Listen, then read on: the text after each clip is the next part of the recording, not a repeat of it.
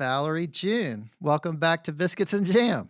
Thank you. Thanks for having me and remembering me, Sid. I appreciate it.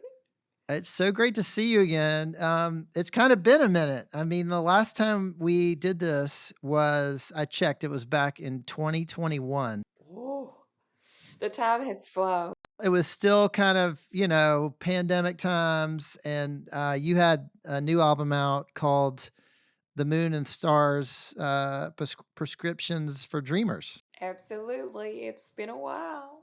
Well, how have you been? I've been really great. I just played this amazing show yesterday in Gettysburg, Pennsylvania, and I got to perform the songs from the new record live for the first time. And I was invited to teach, so I was Professor June all week. I taught 3 college classes a day, and it was really amazing to be in the young energy with their minds just churning and working so hard to study and create a beautiful world. What was your biggest takeaway from that? I mean, what did you were the teacher, but I'm wondering if you kind of learned something from that experience of being in front of those kids. I really, really learned a lot in the sense that my approach to teaching is that where it's okay to ask questions. Even asking questions sometimes can be a dangerous thing. It depends. So be fearless in asking questions. And so as I was asking questions, then they started asking questions, and all the questions just not always having to have an answer, but the fact that we're being inquisitive together as a community, um, it can lead to growing and creating quite interesting changes and observations of people's differing opinions even. And one of the songs on my record is called Endless Tree. So I told the students, I said, I'm ready to talk about Endless Tree after being with y'all, because the lyrics are you ready to see a world where we could all be free? Mm. Branches of an endless tree, although we may not all agree, still live together peacefully. So the students prepared me for what I'm going to have to say about this song. Well, you must have been doing something right if they were asking a lot of questions, because there's nothing worse than when they're just sitting there and not asking questions, you know? That's what my sister said. She was like, a Yeah, lot of times in the universities, you've got to have an exciting subject or be an exciting teacher because they will take a nap. that's right. I know. That is the I was so truth. scared. I was terrified. I've never done anything like that. Have you got more teaching in your future? Well, if another university invites me, I probably won't say no, but usually I teach is yoga or meditation or sometimes songwriting, but the perspective is not let's sit down and write a song. It's how to live in the world and let the songs come. And I was even reading a book by called Black Women Songwriters, Singer-songwriters, and one of the writers in there said, "The biggest thing I do as a songwriter is make space in my life for the songs to come." And I was like, "Okay, so I'm not the only one who writes that way." And I met a lady last night, and she's a songwriter, and I said, "Well, how do you write songs? Because my favorite question to ask songwriters." And she said, "I write songs when I'm busy." And I do too. If I'm washing dishes, if I'm sweeping the floor, if I'm driving, if I'm doing something, dreaming, then I can write a song. But if I sit down and I try to write a song, that's why I like to stay busy. People are like, "You're so busy, you got so much work, you're doing so much." I'm like, because that is when the songs come.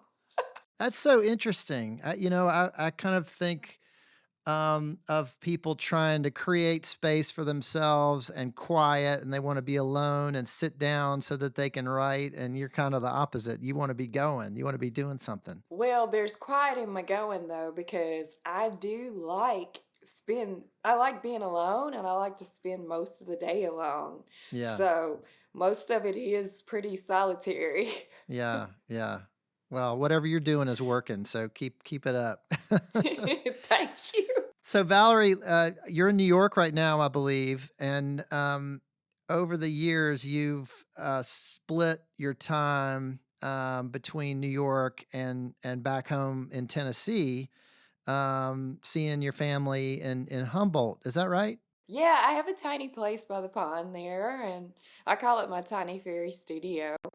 And I just write and slow down and hang out with the muskrats and the great blue heron. And, that's where I saw the owl who inspired the title of the record. It was a very rare visit because we've had that land and been there for 20 years. And one day I was waking up and I was making my morning tea and I looked across the pond, and on a post across on the far side there was some looking back at me, and the fog on the pond, I was like, what is that? That's not my great blue heron, that's not my turtles, that's not my muskrats, what is that? And so I went up closer and I saw that it was an owl and it was looking in at me and I was looking out at it and I was like, okay, this is so sacred. So I just stood there and drank my tea. It's tried not to move very much, so hopefully it wouldn't move. But it came two to three times over the course of a year. And and then I just started to say to myself, well, if it is sacred and it has a message for me, then let me start to see what owls represent. And in studying what owls represent, they have the ability to see so clearly in the dark. So that's one thing, but then also they carry wisdom and they're seen as very, very wise old owls many times in stories and fables, and they also carry mystery. So it comes too back to the working with the students at the university where so many of our questions had no answer. And we live in times where some might say, hey, we're living in dark times and what's going on in some ways, but there's the owl who can see in the dark and can help find the way. So I think that was a message for me that there is, we're all creating the future here. We're all oracles here together. We create the future for those to come after us. We're the ancestors basically of tomorrow. So the owl is just saying, hey, we can see through this. We can see to the light and we can leave light for those who are coming after us. And it's a job. It's Yes, a it job. is. Yes, it is. I love that the new album is rooted in Tennessee like that. It's rooted in your hometown, and congratulations on that, by the way. It's called Owls, Omens, and Oracles. You always have the best titles for your albums, and this is right up there at the top. I just love it, and I love that it's got the connection back to Humboldt. Me too. And it's funny because I was at the Humboldt Museum recently and they put my records in the museum and it just meant the world to me because people from the town came. It was beginning of the year. They came and they were like, just able to share with me the stories of how they might have seen me on CBS or they might have seen me in Memphis or they might have seen me playing on the street in Helena, Arkansas, or that they bought my record back when I was selling it out of my trunk. These stories. So we are growing together. And one of the highlights of my life is being inducted into my hometown Humboldt Hall of Fame. I don't care, like I was happily nominated for the Americanas or the Grammys, but to be nominated, I mean, to be in my hometown Hall of Fame, I was like, that's high on my list. Well, last time I talked to you, I think you had a Grammy nomination, but you might have been even more excited that you were gonna be in the parade, the Humboldt parade. Is that Yeah. right? There was some parade happening. Absolutely. So we did the parade and we ended at City Hall. We started at the top of Main Street. We came down and when we got to City Hall, that's when they had the induction ceremony. And it was just a beautiful day for me. I really, really loved it. And it's also so sweet to see. We have murals that are being created, and oftentimes it'll be the students from the school, like high school and junior high, coming to help on the murals. And those bringing art to our town is so cool to me because we didn't have murals, like didn't have community participation, creative projects, and it's something that really it's wonderful because it brings races together, it brings ages together, and it brings everyone together for the community, which is a really special thing in our small town, you know? But I think it's nice when small towns can do that in general. In Jackson was in the USA Today as one of the Jackson, Tennessee is where I was born, and it's the other town on the other side of the land. So if I go to 2 minutes this way, I hit Jackson. 2 minutes that way, I hit Humboldt. But it was like mentioned in the USA Today as one of the most artistic cities for street art in the country, and Oh, I was that's like, great. "Art Jackson? Are you serious?" But yeah, so people are buzzing. You should see what it does to people in the community to get that kind of nod or recognition. It's They are so fired good. up, I'm sure. Yeah. Valerie, when you're home, and you said you've got a little place kind of it's on a lake or something? Well, we have a pond behind the house. It's It's a been little there. pond. So, what's it looking like when you walk out your front door there? Kinda paint a picture of the land for me, yeah. The front door is just fields, and there's a family down the way, and there's a church to the right, left. I'm not good with my directions sometimes. Um, and then there's fields behind, and there's fields to the right. So the fields are either with cotton, corn, or soybeans. They trade it out. So there are the fields, and then there's the pond, and the city is coming. Mm. So, It's not as I'll go far on it's not as far tour. out as it used to be. I know. It used to Yeah. be so far away, and I kind of miss that because the streetlights aren't to us yet, but they're not far. And so I'm like holding on, like, oh my God, I'm gonna have to go somewhere else for that quiet, dark sky that I'm able to see the stars and write moon and stars prescription for dreamers. Where am I gonna do that when all the lights come? So that's starting to happen. And yeah, I mean, it's such an interesting thing because one of our older neighbors passed last week, Mm, I'm and sorry.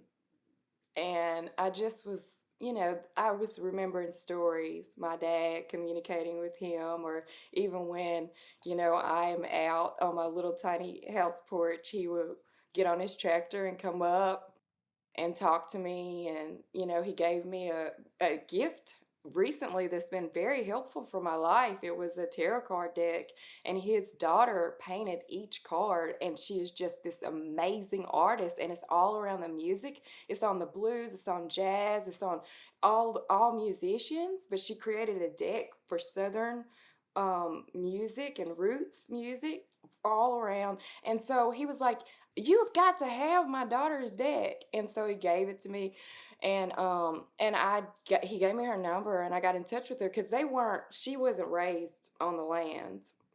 His house is kind of to the back of us, and so she was new in his life. She actually had to discover him. She didn't know who her dad was, but when she discovered him, she discovered that I lived up there, and she liked my music. And so she gave him the deck to give to me. And when I looked at the deck, it was so beautiful.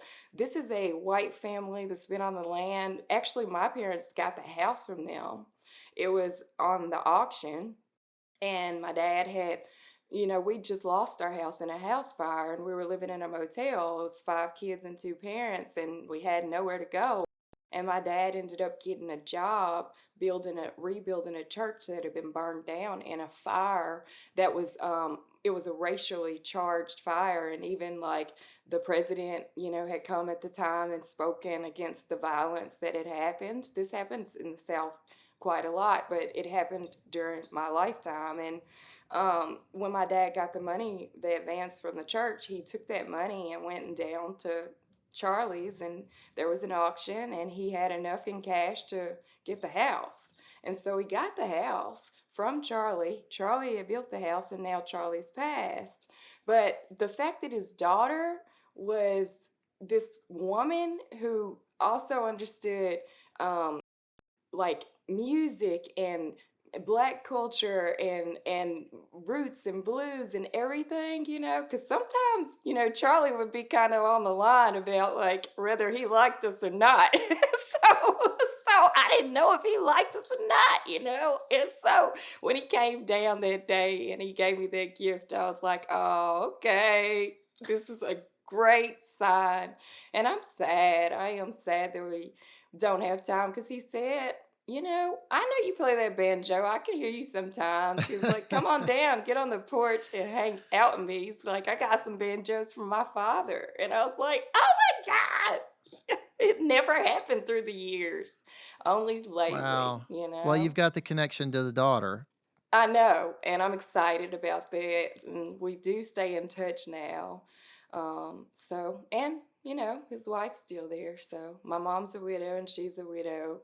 And my mom was able to be there for her Hmm. went last week because I've been on the road and teaching this Yeah. week. So How old were you, Valerie, when that happened that you were living in the motel for a while? it happened when I was 13, going on 14. It was in the winterish time, and my birthday's in January. So, yeah, that was a hard time, and we lost everything. I learned, though, I learned, hey, what do I own? What's really mine? You know? And then I learned what community means because the people at the church, like, they just gave us stuff. Like, we even stayed before the motel with the church family. They took us in. And this was when I was very young. We went to a predominantly black church. So there was about 500 black folks, maybe five or six white folks at the church. But then when we moved to the country, my parents were like, we ain't driving all the way across town just because we're black. We're gonna go to Church of Christ right down the street. So it was 500 white folks, and we were pretty much the only black family. And so when that happened, people just gave and gave, like from food, making a casserole, to clothes. I might have had some overalls too big for me or whatever that had been given. Even like my first car, which was an old beater, but I'm so grateful. Well, opening their home, letting our family stay there for a few weeks to get on our feet, and then once we were able to, we got the motel, and just I was able to learn, like, if someone went hunting and killed a deer, they would bring some meat home, and that would be like what we had in the deep freeze for the winter, It's that kind of thing. So the community was everything in that time. And I learned that. Also, when I hit hard times and went through my first divorce and things, and I was homeless for a little chunk of my life, I learned that all the things that I needed to let go of in that time because I had nowhere to keep them, it's okay to let it go. Things will come back to you. Oh, that's even a song on the record. Right. There you go. Just as I'm talking about, I'm like, shoot, I sang that Oh. last night. Well, we have to talk about that in a minute. But so you were 13. Were you a musical person at that point? Was music a really important part of your life at that point? As a listener, yes, and also with my father being from birth, this record collector, he had the absolute perfect stereo. Don't touch this, don't do that, that kind of thing. And all of that went up in the fire. But as a child, the music collection was like the highlight of the house. And it was gospel, R&B mostly, and blues sometimes. But once we had the fire, then he would just use his car as the place where he would listen. And so through his music love, I was able to fall in love with music. And I didn't start buying records though. I started talking to the guys in the band yesterday because they were like talking about buying tapes and things like that as their first music. And I was like, oh, I didn't buy tapes. I remember my dad had records, tapes, and 8 tracks, and I would listen to those. But my first thing I bought they were CDs. So I was late in actually making purchases. I mostly listened to um, things that were on the radio and things that my family listened to. how's your brother doing? The last time we talked about him being a really good cook, and you were always really excited when he was doing the cooking. Has he made anything for you lately? Well, he hadn't made anything lately, but we went out to dinner and I mean, even his choices in picking places is amazing. And when we this year my mom turned 70, so we finally, people talk all around in Jackson about where they're going for a little vacay, and Destin is a big destination. And so we said we'll do a family trip to Destin. We went down and we had the best time. We had a grill. So, some chicken got grilled and different things. But he was like, I'm taking off. I'm taking off. We on vacay. His name's Jason, right? Yeah. And you Yeah. You talked about remember. how he would, dance and sing a little bit when he cooked. And I was wondering if there was a connection between music and food for you growing up. For me growing up, I guess you're right. Yeah. There was. I never really thought about it, but yeah, because so especially at the holiday times, there would be, gran and my aunts and everyone in the kitchen making baked apples, yeast rolls, strawberry shortcake greens, chicken, turkey, ham, like all the things. There was nothing left off the menu. Green bean casserole, 7-layer casserole, like all the different ones, and um, better put the marshmallows on the sweet potatoes, and um, but while they were doing that, I would be running around the house with my cousins and brothers and sisters, like, okay, guys, we got to put on a show. We got to put on a show, an after dinner show. So we would choose the songs we were going to sing. We would listen to the songs and we would learn our parts for the songs. And then we would go in after dinner and tell all the adults while they're talking about politics in the world, guys, get in here. There's a We're putting show. on a show. So all day while they were making this amazing meal, and like by the end of it, they culminated with the show every holiday. And so that was a big part of growing up and just sharing music with my family and those meals. I'll never forget. Gran, she left. She passed at 96. That was a few years ago. But I even sang on the record order of time about piling the church pew rows, and then about Graham making the best yeast rolls, and how, in a lot of life, it's been a long, lonely road. And when I sang that, I saw a visual of the road where we used to get dropped off.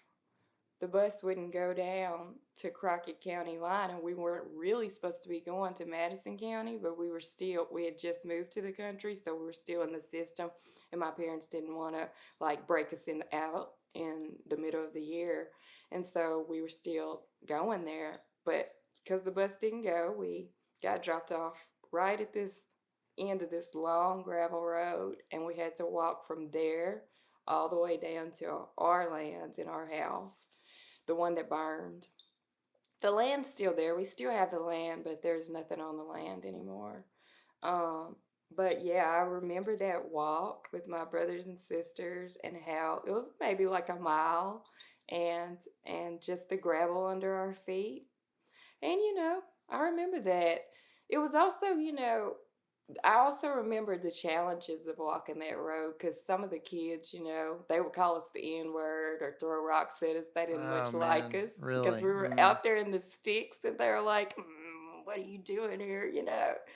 So that's why, like, sometimes I wonder, sometimes I feel such growth in the area because when I see people coming together, many colors, many ages, like we have with the art in Humboldt or with the museum and different things, and I think, okay, we're growing and it's necessary. We're getting somewhere. We're making Yes, progress. Yeah, grow yeah. up.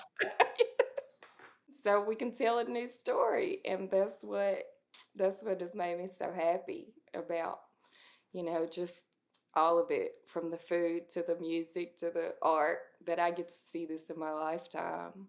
I don't remember who it was who said it, but you know, I also have the place in New York, and I have the neighbor who died of 100 years old. So Charlie and Mr. Carter both died around the same sphere of time. And it's just this idea that if you do get to live that long, that you would see so many changes. And what if they were good? How cool to be able to say, man, when I was little, such and such happened, but that would not happen today. That would how we've grown as humans. So I'm hoping that if I get to live as long as Mr. Carter, or even my brother-in-law's grandmother is the second oldest person in Mississippi. She's 110. Wow, Yeah, Valerie, she made really? the news. Yeah. Wow. And she's so great. She still gardens. She's still doing stuff. She said her favorite things were going to church and gardening. That's what Wow. yeah. And so I'm like, if I live that long, I'm hoping I see some of these changes, some more changes. That's the truth. Valerie, you're someone who is interested in the past, and I think as much as you are looking to the future, you also have an appreciation for the past and kind of where you've come from. And I saw you recently posting some photos of your great grandparents um, on your mother's side, I believe, who were they were landowners in Tennessee at a time when that was pretty rare. Um, and their names were James and Bessie.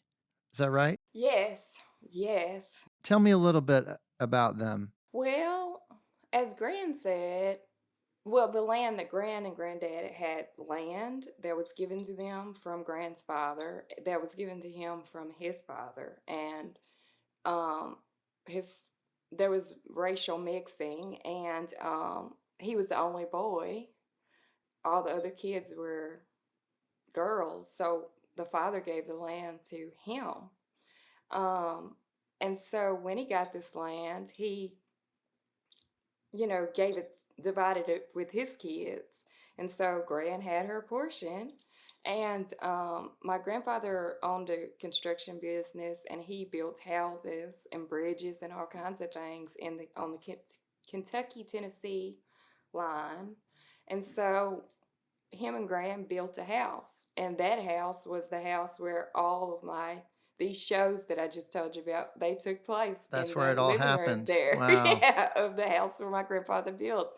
It had a cellar, it had a regular floor, and then it had another layer up top, and just land all around it, which that land Gran then gave to her children. And slowly they're selling it, which kind of makes me sad because it's beautiful land. I Mm, mean, the Kentucky Tennessee line, the fields, the luscious greens, it's just so beautiful. mm. The kudzu, like, all of it. And so, but knowing that so many people of color, Black folks, Indigenous folks, like many folks, we couldn't hold on to our lands. And even like just that land in general is if you have land, you have a responsibility. Even if it's a home with just a little bitty plot of land, you have to care for that land. You have to care for it because it is what sustains us. And I love to connect with land on that level. But there were so many families who were ripped away and displaced and like torn from the land and not able to like keep home. And in this time, it's still important for us to have home, in our country and in our nation. So I think about that, and I feel very lucky that they were able to keep that land for so many years in my family line. But I also know that, say, on my dad's side, there's so many like people on my father's side. I don't have photos. I also don't have like any history of ownership of anything really. And so my mother's side, it's very clear that there's more mixing of the races. And on my father's side, it's darker. And so I even questioned that too, because it's like, okay, would he have gotten that land if he hadn't had a mixed family? My grandfather and all of these things. And I doubt it. And it makes me sad. It breaks my heart. But I look at it and I'm like, we're here and we can all learn to respect the land more. And we're going to have to with everything happening with the climate and with the things that we need to bring our awareness to now. We have to. Yeah, that's the truth. Um, that picture of your great grandmother, Bessie, is really something. I mean, that one in particular looks like it could have been taken last week. I mean, it's a really, and she looks so young, um, and this is someone that you knew, right? You got to actually spend time with her. Yes. Oh, Mom Bessie. She died at 102. And so I would go, they would drop me off at Mom Bessie's house, me and my brothers and sisters, and I would braid her hair. She had blue eyes and she had like nappy gray hair, but it was good hair. It's not like my nappy hair. You can hardly get a I mean, comb through your hair mine. is a whole other story. Yeah, you can get a comb through Mom Bessie's. So I would brush her hair and then I would put two braids on each side. And then she she was diabetic. I'm diabetic. Mm. This runs in the family line on both sides. So I got that when I was like maybe 27, 28. And so she would sometimes need me to make her teas and put sweet and low in there and bring it to her. And she was in her chair most of the time, but she had a walker. So sometimes she would get up and go. And she had this big old high bed. And I was always like, how can she get in that bed? She can hardly walk across the house. But she got in that bed by herself at night. And she also, before I would leave, she would say, come here, baby, come here. Go give your grandma Bessie a kiss. And she would give me this juicy kiss with just spit running down my face. I'd be like, no, don't make me go on Bessie. But I now look back at those kisses and I'm like, I feel every time she gave me that kiss that I was getting like kind of like a blessing Mm. from her, from my life. And I think she probably understood that, there would be challenges like that old, long, lonely road where I'm like, why are these kids doing this to us? you know? But she understood and she was like, I'm just going to give you a blessing. Here's some sugar. And I got it. And she had not a very big yard, but she had a one of those old mowers. It's like a little, just the blades and you push it. And so I enjoyed mowing her yard because it was like a toy almost. But it's just so many memories of Mom Bessie's place. And I had an aunt who lived right next door who was her daughter, and she was a very mysterious woman, very much like I would say a hippie. And I would go over to her house and she had the beaded strands. So you enter the door and you're going through these beaded strands into this hippie house. So it was a really, really good time for memories. And they're gone. They're gone now. My people of that age. I only have one left. Well, you were lucky to have the time that you had with them, and particularly with your great grandmother. I mean, that's just not everybody gets that. So I that's appreciate it. that's a lucky thing to have. We got to talk about music for a minute. You've got so much going on, and we've got to catch up on a couple things. I want to talk about the new album in a sec, but I want to ask you first about the collaboration that you did with Mavis Staples. Um, Mavis is someone that I've always wanted to have on this podcast, and it hasn't worked out. But she's just kind of a hero um, to so many, and such an inspiration. And you look at her career, and she is still out there um, doing concerts and making music. And I know you got to work with her a little bit. I'm just curious, tell me about your collaboration with her. Well, I will say just that every time I get to be in the presence of Mavis, the level of sainthood just rises. I had a fan yesterday write me a very beautiful card and remind me of someone that I respected growing up. And it had the quotes from that person, and that person was Mother Teresa. So to me, Mavis is our Mother Teresa. She is a saint. We should put her in the sisterhood because what she does for all of us, she is so joyful. And so she does not enter a room that doesn't live brighter like when she like exits. And so every time I get the chance to work with her, I'm just like, oh, thank you for even knowing I'm on the planet. But when I was invited to work on the project with her, that was the first time that I met her. And it was an invitation that came from Andy at Anti Records, who was creating the record, and he put M Ward with Mavis Staples, and M produced the record. And I was a fan of M Ward too. Like I would be serving coffee in Memphis, and M Ward's helicopter would come on, or Undertaker, and I'd be like, "Stop! Just stop everything. We gotta listen to the sound. Did y'all hear that sound? Did y'all hear that sound?" And so to have both of them together, and then they invited artists like Nico Cates, me, different artists to give a song for Mavis to sing. And then flew me out to LA. This is a big deal. I mean, I've been to LA like one time at that point to sing in the studio with her. It was the highest moment, the sainthood.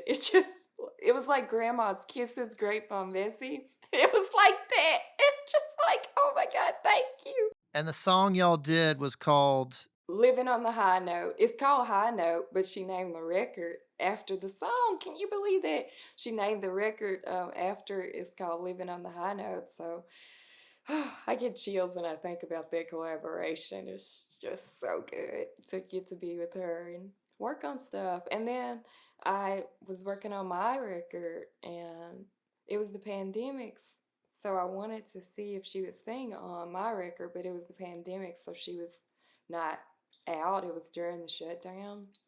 And we were able to do a deluxe later, and she went in the studio and remotely, like from Zoom, they zoomed me in, and she sang on Why the Bright Stars Glow. And that too was equally amazing. But to be in her presence, if anybody gets a chance to go to a show, just stand in the room, you'll feel what she's giving you and how she lifts people, you know? what an amazing person she is. That's such a great story. I got to ask you about one more, um, and it's someone that I know pretty well.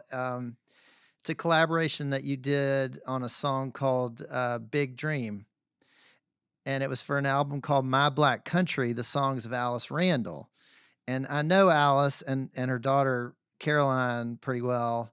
Um, and it's a great song, and a great project. What can you tell me about that and what it meant to you to be a part of it? Wow, to be able to know Alice and know what she keeps. She's like like a record keeper for all of our history and music, and I just love that. So to get to meet her and to get to meet Caroline, and then they came to New York even, and I was here at the time, and they invited me to be on Kelly Clarkson with them. And so that interaction of just being in the green room and talking about our history and our music and what she does for all of us, and being the forerunner, being someone who laid the yellow brick road or the red carpet so that we can be able to come together and share our music is epic. And it's people like Sonny Ward, Adia Victoria, me, like she lifts all of us in the same way that Mavis does, but in a specific, focused like way of study that is much needed, because we needed to have a scholar who can explain to people well, this is what Valerie's doing. This is what Sonny's doing. This is what we are all doing, these different things. And she can sit and say how they relate to things that previously came and why they relate to this time period and why they deserve a place currently, but also are going each in our own branches in our own way forward. And so to have a scholar who holds that place is so important because I don't have a college degree. I just study from, I even told the students, I said, I came to know Black history not through reading Frederick Douglass. It was too painful for me. Not through reading The Souls of Black Folks by W.E.B. Du Bois. That was too painful for me. I came through the blues. And the blues, I was raised in the country. And Grand's Church, we sang every single song that was in the book at the white church and the black church. We all sang them country because we sound like me. We sound country. That's just how we sound. So the songs sound country to me. I can't not sound country. Even if I do a rock song, I still sound country because it's what I sound like. And so whenever like we have artists who are just in the art and learning through the art about discovering our history and ourselves and the beauty of it all and the beauty of the way we've helped to create this the music of America and the threads of the quilt. Then we have Alice who's able to come back and say, okay, in a very intellectual way, this is why this music, how it connects and the full timeline. If you sit down with her, she will have every single thing straight, clocked work, like give you the date, the exact time that that event occurred and why it relates to blues, jazz, or any genre, not just country, but specifically she does focus on country in that book. So I thought, oh my God, when I was doing that residency at Gettysburg, they told me she had just come before me. And I was like, I'm Mm. glad y'all didn't tell me till I was leaving because I would have been that much more nervous. Well, we were talking about teaching earlier, and she is definitely a teacher, but she's also a really talented songwriter, and that's a pretty rare combo. Well, so all right, we got to talk about the new record for a minute, and I wanted to ask about a couple songs. And there's one song on there. There's a lot on there that I love, but there's one that was one of the first ones I heard, and it's called "Sweet Things Just for You." And I wanted to ask you about the lyrics specifically. They're so beautiful. And there's a line in there, I would swim across 1,000 seas just to spend a day or night in your good company. I mean, they're really, they're just really pretty and they just connect in a powerful way. Tell me about kind of where this song came from. Wow, it's a very old song. It's a song I wrote probably like maybe 15 years ago. Really? Yeah.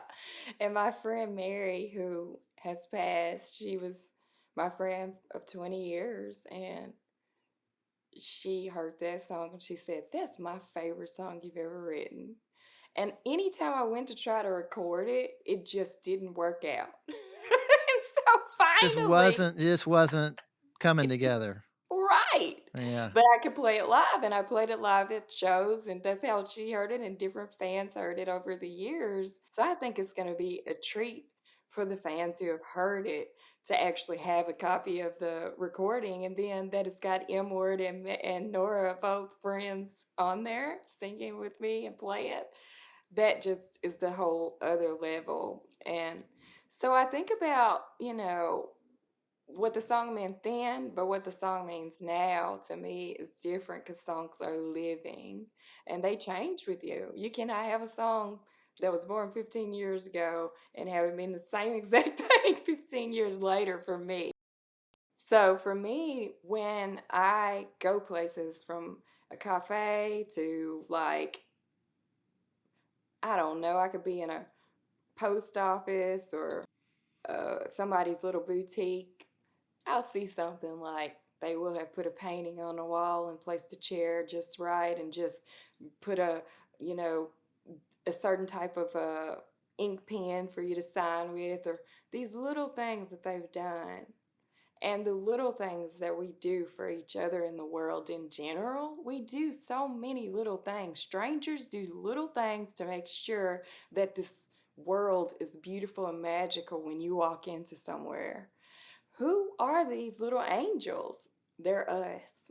And so we're responsible for doing these little sweet things. Everyone's job, like from when I used to clean houses, I wasn't just cleaning the house, I was putting in prayers and mantras and affirmations and positive energy into the space so that when the person came home, they felt lifted, not just to clean, dusted, you know, tabletop and some dishes put away, but also the spirit of that place was leaving. So whether you taking out trash or dumpsters or baking food, I ate some of the best food in Gettysburg, Pennsylvania at this place Sign of the Book. I was almost in tears at the taste of the cheesecake. Oh my God. I was like, what did you do? It's so fluffy. It's so good. And so, like, no matter what we do, if you're teaching school, what we can do it in a way that leaves sweet things, even if it's a hard job, because cleaning wasn't always easy physically and stuff. But whatever it is you deliver in the mail, what is our tone? What is our spirit? And you might not even know the person, but your work matters and the way you do your work matters. And that could be a sweet thing for someone all the way on the other side of the planet, across the seas, or right here. It's a very Southern idea too. Yes, it is. Well, I love that song, and, it really jumped out at me, and I'm glad it finally came together on this record. Um, One other one I wanna ask about, and, it's called Joy, Joy, and I feel like this song says a lot about who you are and your outlook on life. I mean, it's kind of a reminder to find joy even when things are really hard. Is that fair to say? It is so true. That's fair to say of me.